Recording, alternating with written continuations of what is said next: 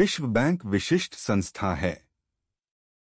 इसका मुख्य उद्देश्य सदस्य राष्ट्रों को पुनर्निर्माण और विकास के कार्यों में आर्थिक सहायता देना है। विश्व बैंक समूह 5 अंतर्राष्ट्रीय संगठनों का एक ऐसा समूह है जो सदस्य देशों को वित्त और वित्तीय सलाह देता है। इसका मुख्यालय वॉशिंगटन डीसी में है। स्थापना 1944 में हुई। विश्व बैंक समूह से जुड़ी सामान्य जानकारी।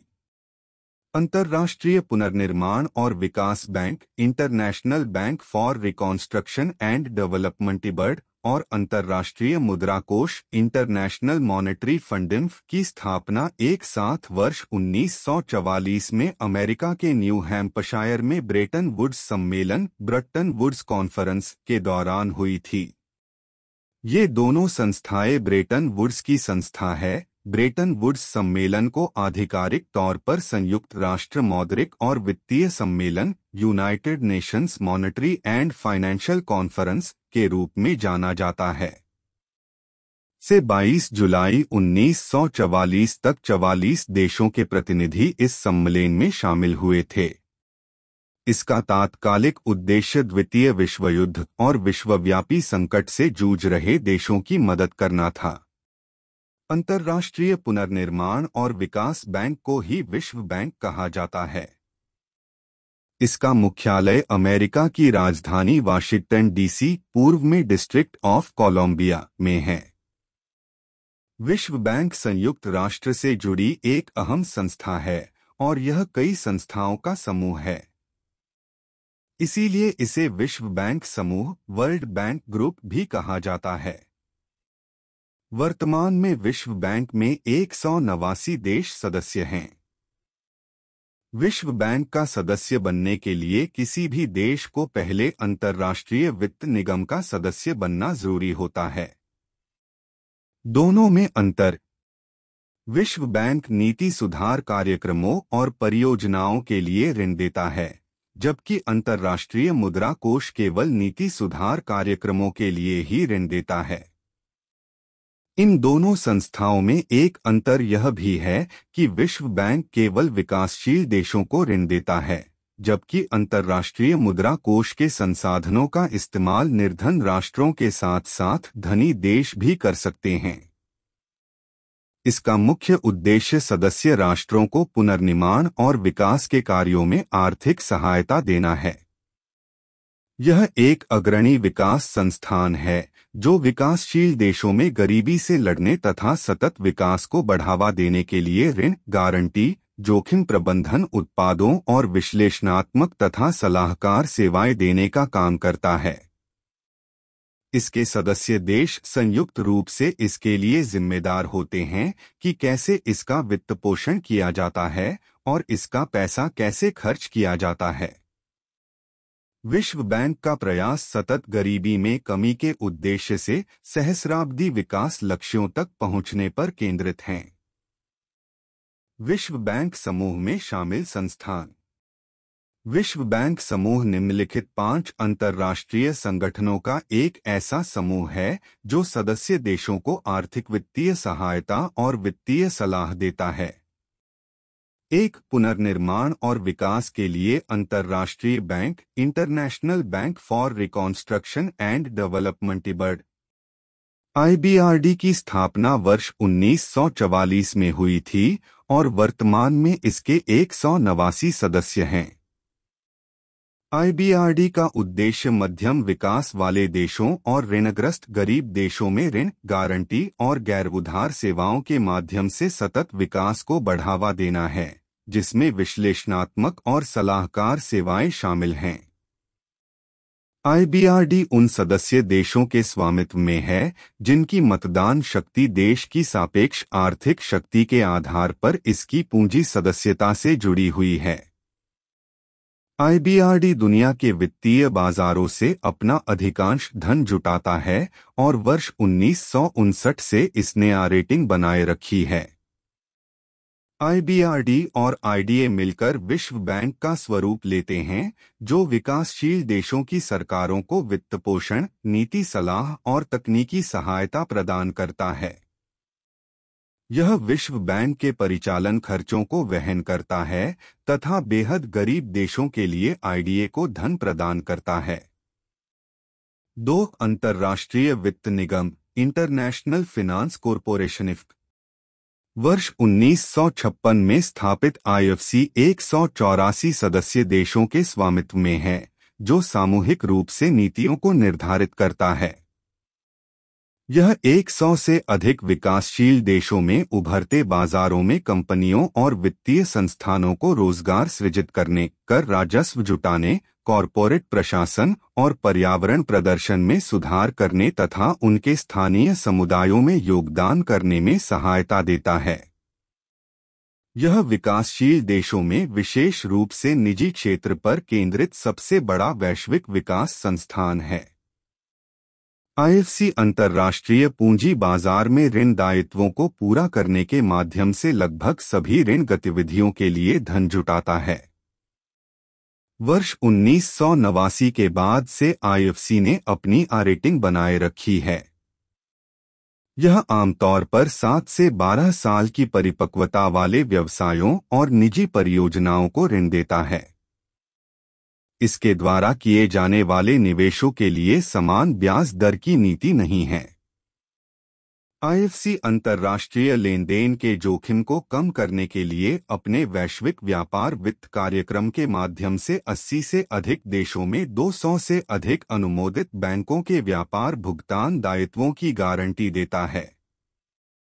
3. अंतर्राष्ट्रीय विकास संघ international development association IDA IDA की स्थापना वर्ष 1960 में हुई थी और वर्तमान में इसके 173 देश सदस्य हैं।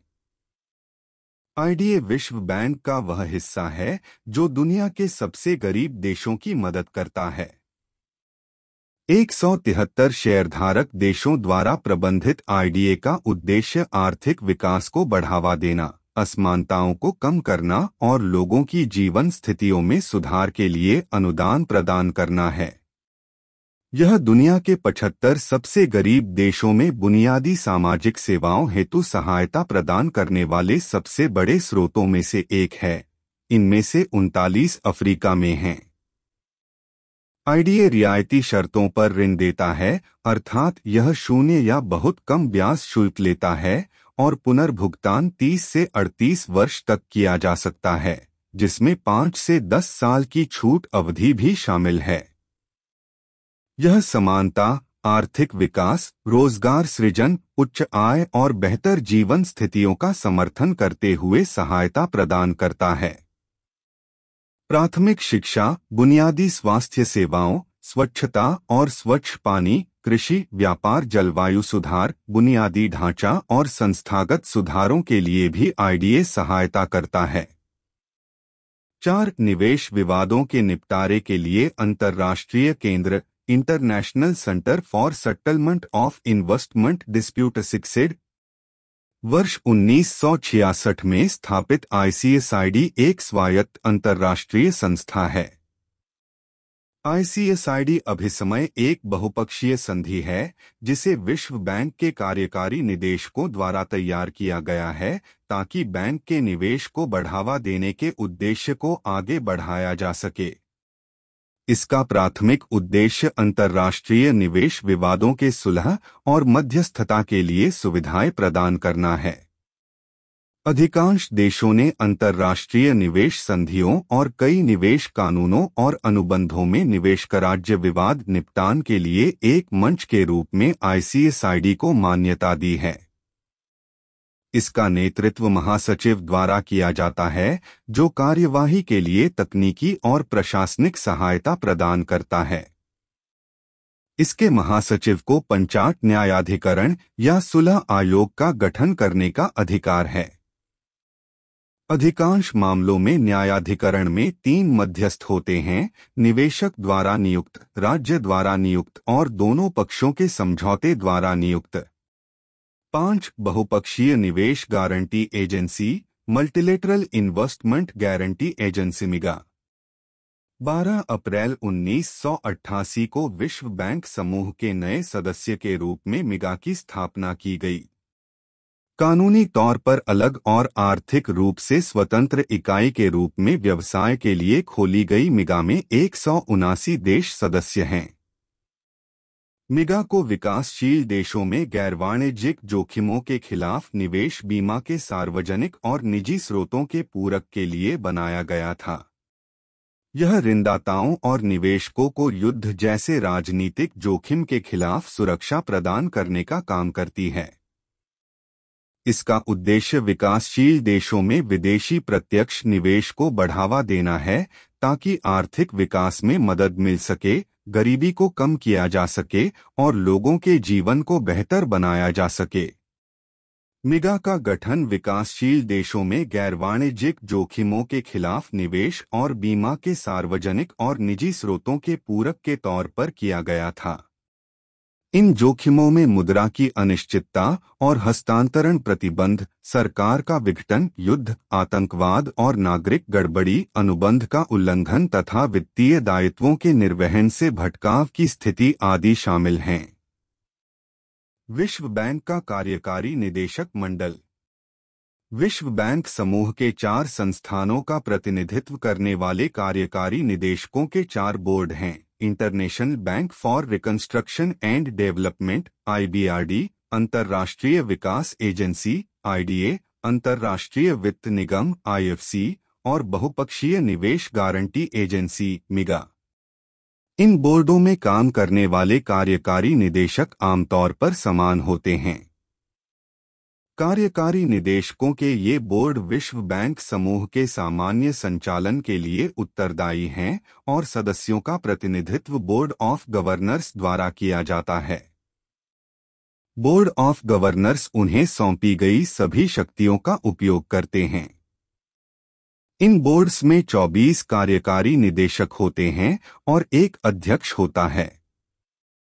हाल ही में अमेरिकी राष्ट्रपति डोनाल्ड ट्रंप प्रशासन के अधिकारी डेविड मालपास को विश्व बैंक के 13वें अध्यक्ष के तौर पर चुना गया। विश्व बैंक के कार्यकारी बोर्ड ने आम सहमति से उनका चयन किया। विश्व बैंक का सबसे बड़ा शेयरधारक इसके अध्यक्ष का नाम प्रस्तावित करता है। अमेरिका विश्व बैंक का सबसे बड़ा शेयरधारक है और यही कारण है कि अब तक इसके सभी अध्यक्ष अमेरिकी ही रहे हैं। विश्व बैंक समूह की सदस्यता।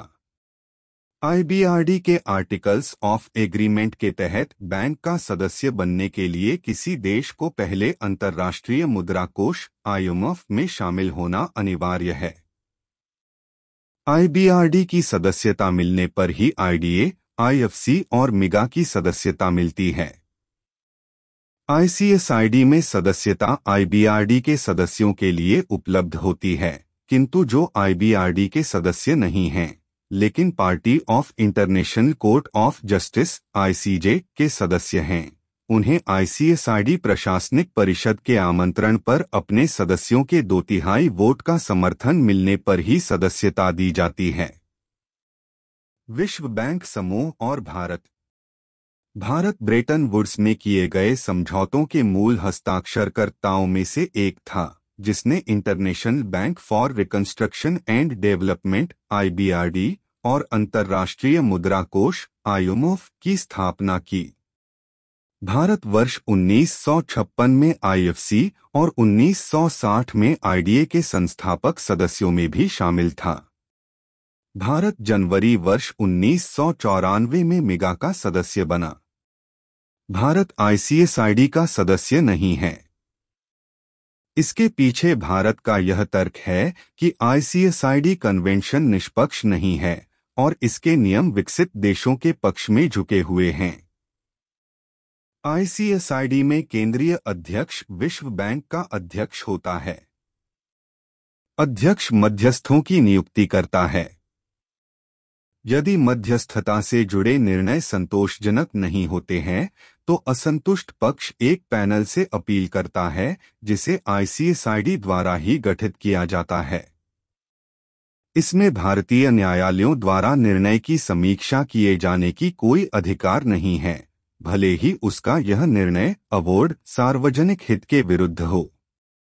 वर्ष 1949 में भारतीय रेल को ऋण देने के साथ आईबीआरडी द्वारा भारत को ऋण देने की शुरुआत हुई तथा वर्ष 1959 में भारत में आईएफसी और वर्ष 1961 में आईडीए द्वारा पहला निवेश एक राजमार्ग निर्माण परियोजना पर किया गया।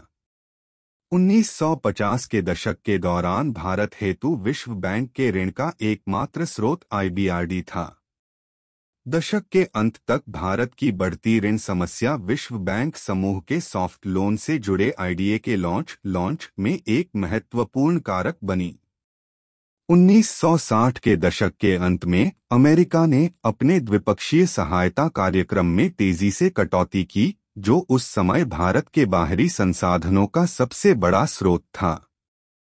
तब से ही विश्व बैंक आधिकारिक तौर पर दीर्घकालिक वित्त के सबसे महत्वपूर्ण स्रोत के रूप में उभरा।